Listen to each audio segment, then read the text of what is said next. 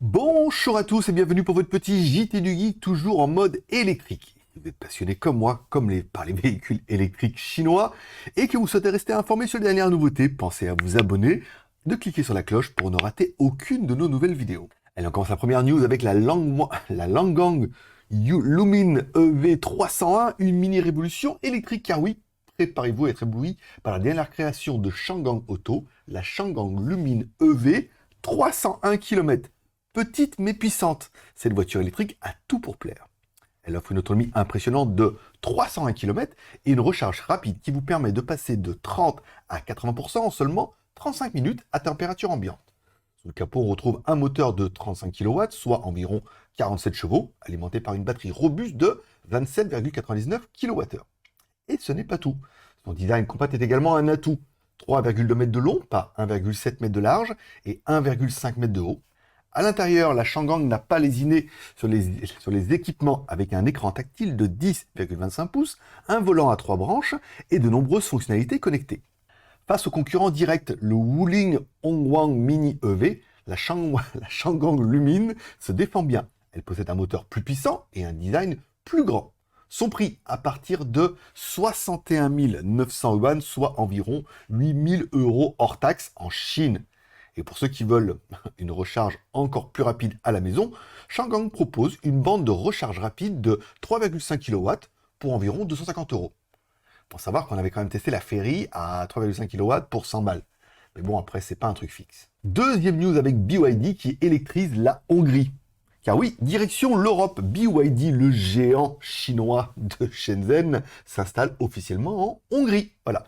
Cette initiative marque la continuation du plan d'expansion européen de BYD après sa grande annonce au Salon automobile de Paris en 2022. En s'associant avec les concessionnaires locaux Dunan Auto et Wallis Motor, et en ouvrant 2 magasins de marque à Budapest, BYD assure une présence solide sur le marché hongrois.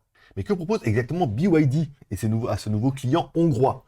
Les 3 modèles phares. La BYD Atto avec une autonomie de 420 km, un moteur de 150 kW et un prix à partir de, alors c'est 13 999, 1000 forward, ça va être la monnaie locale. Bon, ça fait environ 38 000 $. On va parler en dollars, ça sera plus simple.